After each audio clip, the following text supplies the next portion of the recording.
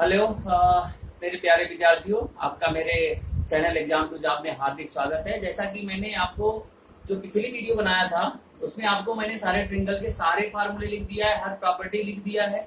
अगर आपने एक बार उसको वीडियो देख लिया तो ऐसा कोई फार्मूला बचता ही नहीं है, कोई थ्योरम बचता ही नहीं है जो आप ट्रिंगल का ना कर पाए।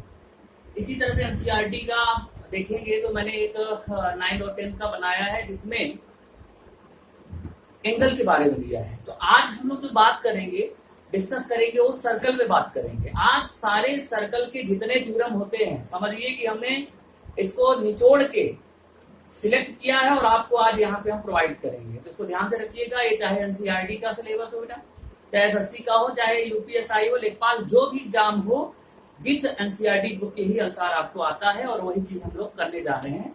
इस चीज को ध्यान रखिएगा और आशा करता हूं कि जहां होंगे आप मस्त होंगे, व्यस्त होंगे और स्वस्थ होंगे। ठीक है, चलिए शुरू करते हैं आज की वीडियो। एक चीज आप जानिएगा, बेसिक जो चीजें आपको जानना है, सर्कल होता क्या है। अगर हम आपसे कहें कि सर एक वृत्त है, वृत्त का मतलब सर्कल है, तो जो सर्कल होता है एक्चुअली में क्या होता है, अगर एक पॉइंट आप बनाते हैं और उसके चारों तरफ का वह क्षेत्र जो होता है जहां से इस पॉइंट का डिस्टेंस सेम होता है उसको हम लोग सर्कल कहते हैं। और सेंटर से उसका सर्कमफेरेंस जो होता है, परिधि जो होता है, उसको मिलाने वाली रेखा को हम लोग रेडियस कहते हैं। और अगर यहाँ से सीधा सेंटर को पास होते हुए कोई लाइन खींच दें तो इसको हम लोग डायमीटर कहते हैं। इसका मतलब जो डायमीटर होता है, मतलब व्यास होता है, वह रेडियस का जस्ट डबल होता है। अगर आप सर्कल का डिफिनेशन देना चाहते हो तो एक अच्छा सा डिफिनेशन आप दे सकते हैं कि sir circle is a locus of point where the distance between the point and their circumference are the same. That is the definition of the circle. आप दे सकते हैं कि वो एक फिक्स पॉइंट से उसके चारों तरफ का जो क्षेत्र होता है, जो सर्कमफेरेंस होता है, उसके डिस्टेंस क्या होते हैं, सेम होते हैं। इस चीज को आपको समझना है। ये नॉर्मली ये तो आपको पता ही है कि क्या होता है। दूसरी बात, सबसे पहले सर्कल की कुछ बेसिक चीजें आपको समझना चाहिए। जैसे अगर कोई सर्कल है, अगर आप इस रेखा को इस तरह से ले जाते हैं, इसका मतलब टेंजेंट लाइन बोलते हैं। टेंजेंट लाइन को हम लोग हिंदी में कहते हैं स्पर्श रेखा। तो अगर आपसे कहे कि सर कोई टेंजेंट लाइन गया है तो आप पता चला इधर डालने लगे, इधर डालने लगे, वो चीज आपको नहीं करना है। इसका मतलब आपको यहाँ से करना है। दूसरी चीज, जब आपसे कहीं पूछेगा कि सर जो टेंजेंट लाइन होता है एक वृत्त को कितने पॉइंट पे कट करता है, तो आप हमेशा कहेंगे सर एक पॉइंट पे कट करता है।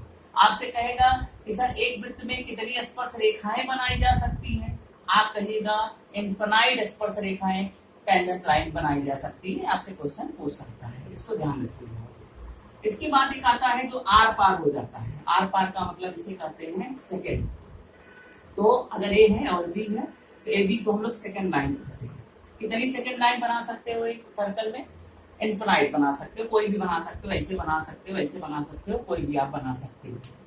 फिर उसके बाद आपका आता है कि अगर कॉर्ड होता है, कॉर्ड का मतलब होता है जीवा। एक कॉर्ड क्या होता है, जो सर्कल के अंदर होता है, इसको हम लोग कार्ड बोलते हैं। जो सर्कल के अंदर पॉइंट्स होते हैं, ये दो पॉइंट्स, उसको मतलब एक सर्कमफेरेंस भी होता है लेकिन अंदर बनता है, सेकंड आर पार करता है लेकिन अंदर बनता है।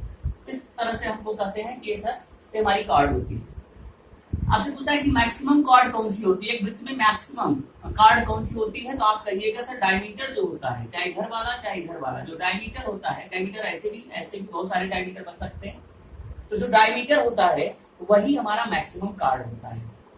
अच्छा, जब हम लोग कार्ड के बारे में बात कर रहे हैं तो कार्ड से देखिए क्या क्वेश्चन आता है कि सर एक वृत्त में अगर मान लीजिए यहाँ पे आपको दिया है और एक आपका ओ है, यहाँ से यहाँ की डिस्टेंस और यहाँ से यहाँ की डिस्टेंस सेम है, तो क्या आप कह सकते हैं कि ए बी सी डी, तो क्या अगर यहाँ से यहाँ का डिस्टेंस, यहाँ से यहाँ का डिस्टेंस, मतलब ओ एफ अगर ओ ई के बराबर है तो क्या card A B D C के बराबर होगा? तो श्योर आप कहेंगे कि sir A B equal to क्या होगा, डी सी हो जाएगा। इसका इनवर्स भी ट्रू होता है कि अगर sir D C A B के बराबर है तो क्या एफ ओ ई के बराबर होगा? तो आप कहेंगे यस सर, ये ऐसा होता है। ये आपको कार्ड रिलेटेड क्वेश्चन पूछ सकता है। ठीक है, तो इसको आपको ध्यान रखना है। इसे क्वेश्चन भी बहुत अच्छे से पूछे जाते हैं। दूसरा, इसके थ्योरम जो होते हैं वो बेसिकली होते हैं, जैसे आपने पढ़ा होगा कि सर कोई सर्कल होता है, तो सर्कल पे जो सर्कमफेरेंस पे, मतलब अगर एक साइड अगर हम ट्रिंगल बनाए और उसका एक वर्टेक्स, वर्टेक्स का मतलब होता है इसका शीर्ष, उसका सर्कमफेरेंस पे, और इसकी एक भुजा उसका एक डायमीटर हो, मतलब एक सर्कल हो, अगर कोई त्रिभुज बना रहे हैं, ट्रायंगल बना रहे हैं, तो उसका अगर एक साइड अगर उसका डायमीटर हो और एक एंगल सर्कमफेरेंस पे बना हो, यहाँ हमेशा 90 डिग्री का कोण बनता है। इसको आपको ध्यान रखना है, ये आपका पहला थ्योरम होता है, ठीक है। दूसरा थ्योरम कहता है कि सर मान लीजिए कोई सर्कल है, अगर ये सर्कल है तो आप ये बताइए कि अगर ये सर्कल है तो इसमें जो है साइक्लिक क्वाड्रिलेटरल बनते हैं। साइक्लिक क्वाड्रिलेटरल का मतलब ऐसे होता है, ऐसे भी बनता है साइक्लिक क्वाड्रिलेटरल, ऐसे भी बनता है, ये भी एक प्रकार से साइक्लिक क्वाड्रिलेटरल है। तो जरूरी नहीं है कि साइक्लिक क्वाड्रिलेटरल ऐसे ही बने, इस शेप का भी बन सकता है, बहुत सारे शेप का बन सकता है। साइक्लिक क्वाड्रिलेटरल का मतलब ये होता है कि सर जिसकी चारों भुजाएं उसके सर्कमफेरेंस मतलब परिधि पे हो, एक भुजाएं का मतलब भुजाओं का जो पॉइंट होता है 1 2 3 4, ये चारों पॉइंट इसी चारों भुजा के हैं और वो परिधि पे बने हैं, तो इसको हम लोग क्या बोलते हैं, क्या बोलते हैं भाई, इसको हम लोग साइक्लिक क्वाड्रिलेटरल बोलते हैं, चक्री चतुर्भुज हिंदी में कहते हैं। तो अगर मान लीजिए इसकी वैल्यू 1 है, इसकी 2 है, इसकी 3 है, इसकी 4 है, तो 1 और 3, 1 प्लस 3 का जो वैल्यू होता है 180 होता है, 2 और 4 का जो वैल्यू होता है वह 180 होता है। इस चीज को आपको ध्यान रखना है, ठीक है। दूसरा, इसीलिए अगर आपसे क्वेश्चन ऐसे बना दे कि सर मान लीजिए साइक्लिक क्वाड्रिलेटरल है, 1 है, 2 है, 3 है, 4 है, तो क्या आप ये बताइए कि क्या इसकी वैल्यू कितना होगा। तो जो इसकी वैल्यू होता है वो भी 1 के बराबर होता है। मतलब अगर आपने यहाँ पे पॉइंट बनाया है एक्सटर्नल एंगल, तो A1 इसके बराबर होता है, ऐसे आपने यहाँ बनाया है तो 2 इसके बराबर हो जाएगा। ये साइक्लिक क्वाड्रिलेटरल का एक थ्योरम होता है। आप प्रूव भी कर सकते हैं, कैसे प्रूव करेंगे, सर मान लीजिए 60 डिग्री है, आपने कहा दोनों का योग कितना होगा 180, तो भाई ऑटोमेटिक 120 हो जाएगा।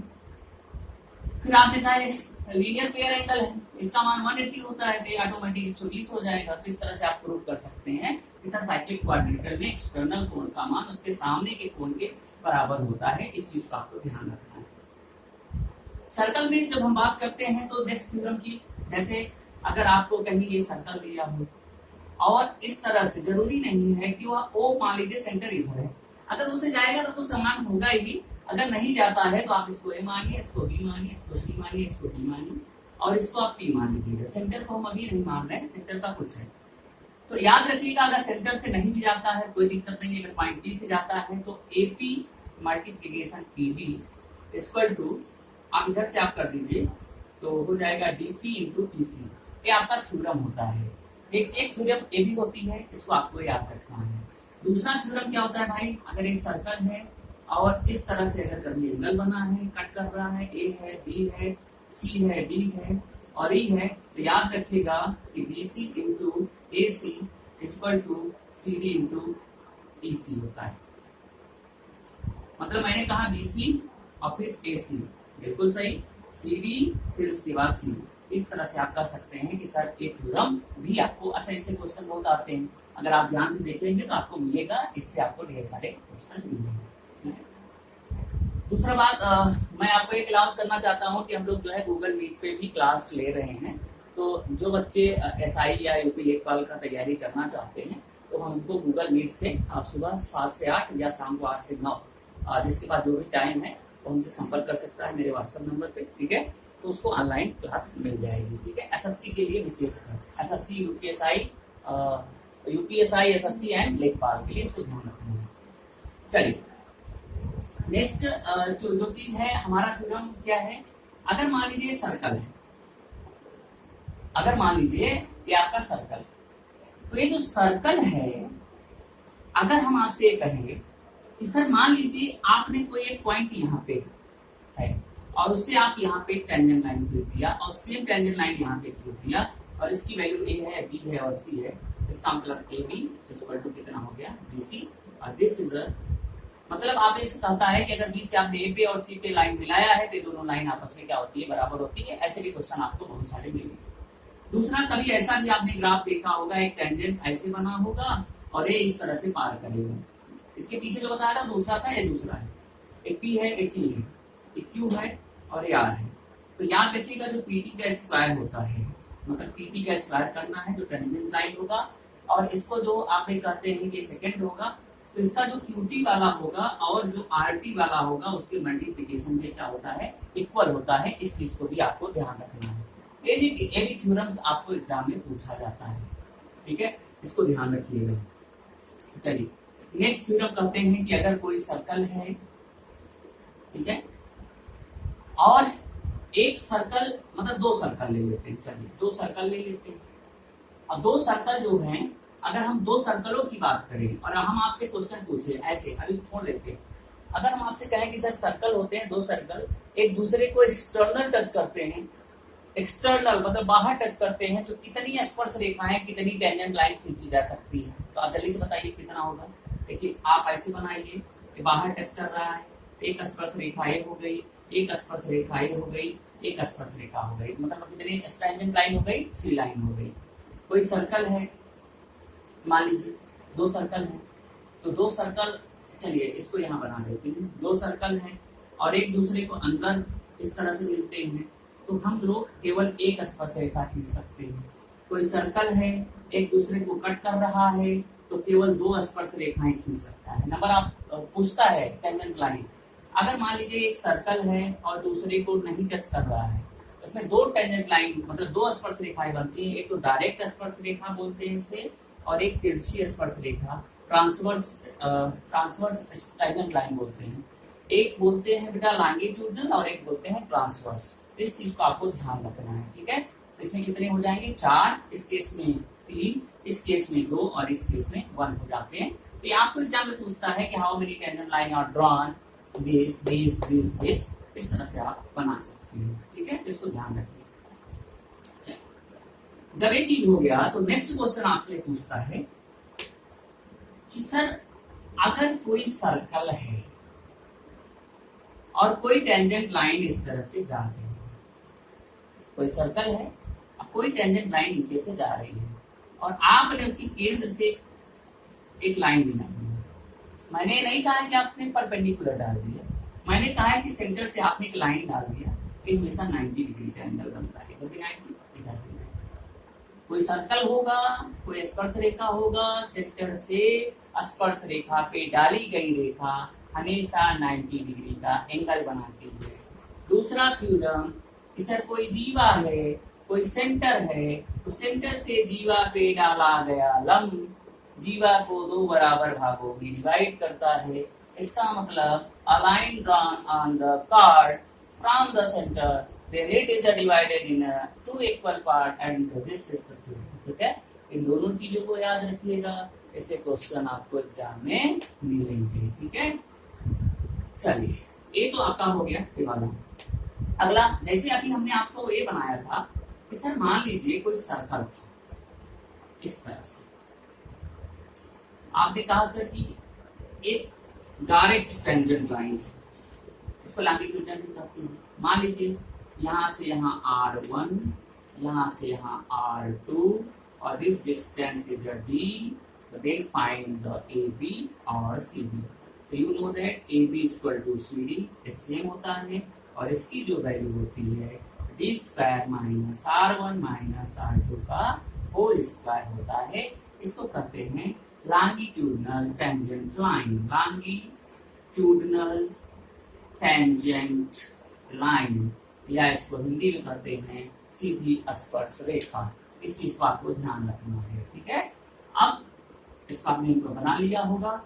अब दूसरा चलते हैं, अगर यही ट्रांसवर्स का लेना हो, एक सर्कल ए है, एक सर्कल ए है और इस तरह से हमने आपको बना दिया है, ठीक है। अब जब आपने इसको बना दिया है तो आपको अब ए बी और सी बी के बीच की दूरी निकालनी है। सेम है R1, सेम है R2, this distance is D, then you can say that AB is equal to CD and under root B square minus R1 plus R2 का whole square. एक theorem आपका ये भी हो जाता है कि सर जब आपको दो सर्कल एक दूसरे को कट नहीं कर रहे हैं तो अगर ट्रांसवर्स लाइन का डिस्टेंस निकालना हो तो इस थ्योरम से आप प्रूव कर सकते हैं। बोलो कोई डाउट है? ये आपके सर्कल के क्वेश्चन मतलब थ्योरम होते हैं। अगला थ्योरम आपसे क्या करता है भाई? अगला थ्योरम बहुत मजेदार है, जल्दी आपको नहीं मिलेगा। अगर कोई सर्कल है, आपने कोई ट्रेपिज्म बना दिया है, लग रहा है आपको, लेकिन भाई ऐसा है कि ट्रेपिज्म है। क्या है? ट्रेपिज्म है। ए हो गया, बी हो गया, सी हो गया, डी हो गया।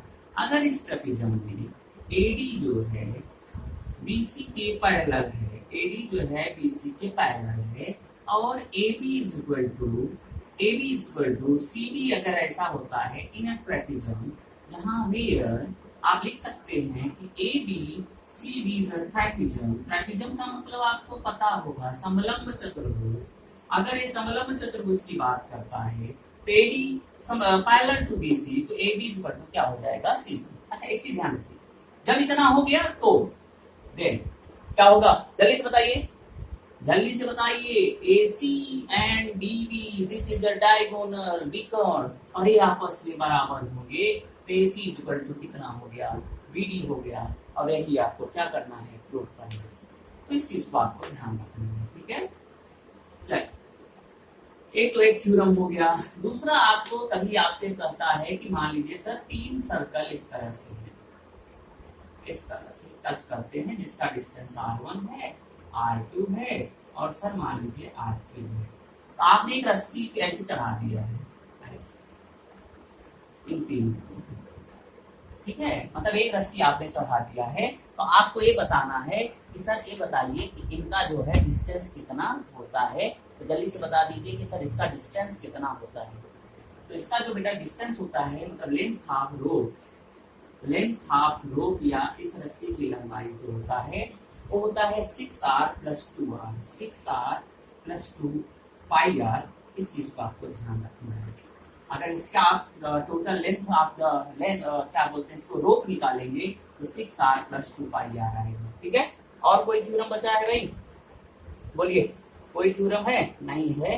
तो इस तरह से आपकी, अच्छा एक क्वेश्चन और आता है, मैं बता देता हूँ, हालांकि इसको हम लोग प्रूव भी कर देते हैं, लेकिन अगर कभी ऐसा आया तो आप इसको भी करेंगे। जैसे देखिए, अगर कोई सर्कल है और इस तरह से आपने सर्कल बनाया है, इसका मतलब इस सर्कल का जो सेंटर है वो यहाँ पे है, इसके सर्कमफेरेंस पे है, और इस सर्कल का जो सेंटर है नहीं, इस सर्कल का जो सेंटर है वो यहाँ है और इसके सर्कमफेरेंस पे।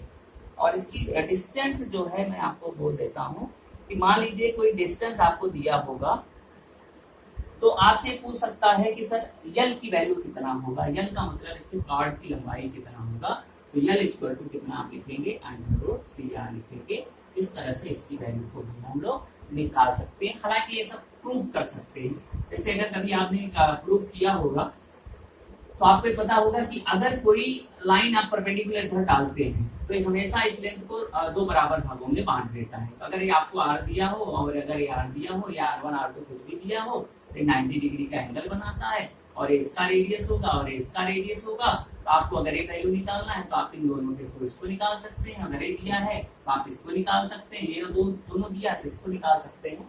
इसको आप प्रूव भी कर सकते हैं। इस चीज का आपको ध्यान रखना है, ठीक है? तो ये आपके जो है सर्कल के सारे थ्योरम्स हो जाते हैं। अगर आप करना चाहें तो सर्कल के थ्योरम कर सकते हैं। अच्छा, छोटे छोटे जो बेसिकली छोटे क्लासों में 2-3 थ्योरम और आते हैं उसको भी मैं बता देता हूँ। जैसे कभी आप कोई सर्कल बनाते हैं तो सर्कल में एक होता है, मान लीजिए आपने AOB बना दिया, ठीक है? तो इस पे आप एक एंगल बना दिए और एक कर दिए C। तो अगर आपसे कहें कि सर एंगल AOB का मान कितना होगा, तो आप हमेशा कहिएगा सर इस एंगल का दुगुना होता है, 2 टाइम्स एंगल ACB होता है। ये आपका आंसर, ठीक है? अच्छा, ये हमेशा इस सेंटर पे होना चाहिए और ये हमेशा उसके सर्कमफेरेंस में होना चाहिए। दूसरा इसी में आता है कि अगर सर कोई मान लीजिए सर्कल है और इसका सेंटर O है और ए है, ओ है और बी है, तो यहाँ से अगर हम दो एंगल बना दें, ऐसे भी बना दें, ऐसे भी बना दें, ए इसी को टच करेगा, कहीं बाहर नहीं टच करेगा, तो आपको ये पूछता है कि sir angle A O B equal to, इसको सी मान लीजिए, इसको डी मान लीजिए, तो आप ए ओ बी कह सकते हैं सर या तो 2 टाइम्स सी होगा या 2 टाइम्स डी होगा या सी प्लस डी के बराबर हो जाता है। तो एक थ्योरम ये भी आपको कहता है। अच्छा, कभी कभी ना होता क्या है कि आपको इस क्वेश्चन को थोड़ा सा घुमा के देता है। घुमा कर देने का मतलब ये है कि जैसे अगर कोई सर्कल है तो आपको ऐसे सेंटर दिया होगा, ए हो गया, ओ हो गया, बी, और इसको ऐसे देता है, ऐसे दे देता है, ठीक है। तो इसका भी मतलब वही है कि इस ए वाला जो काम करेगा सेम टू सेम इसका हाफ काम करेगा। मतलब अगर ये 60 है तो 30 है, 30 है तो 60 है, तो जरूरी नहीं है कि इस पॉइंट पे यहाँ पे दे, इस पॉइंट पे यहाँ पे भी दे सकता है। इस चीज को आपको ध्यान में रखना है और इसी तरह से इन सारे क्वेश्चनों को आपको करना है, ठीक है। तो ये आपके क्वेश्चन होते हैं। तो आई होप दैट कि अब आप एलिजिबल हो गए हैं। जब आपने सारे सर्कल के जो थ्योरम्स हैं वो अगर आपने पढ़ लिए हो तो आप जो है बड़ी आसानी से वैल्यू को क्या कर सकते हैं, निकाल सकते हैं। तो ठीक है, तो ये आपके रहे सारे सर्कल के वीडियो। तो चलिए आज की क्लास में हम लोग जो है इतना ही करेंगे और याद रखिएगा नेक्स्ट क्लास में, भाई बहुत जरूरी बात है, इंपॉर्टेंट पॉइंट है, ध्यान रखिएगा। अगली वीडियो जरूर देखना मत भूलिएगा, क्योंकि अगली वीडियो में हम ले आ रहे हैं एंगल, ट्रिंगल, सर्कल के सारे ऐसे क्वेश्चन जो कि आपके एग्जाम में आने वाले हैं। तो तैयार रहिएगा नेक्स्ट वीडियो के लिए। Thank you very much.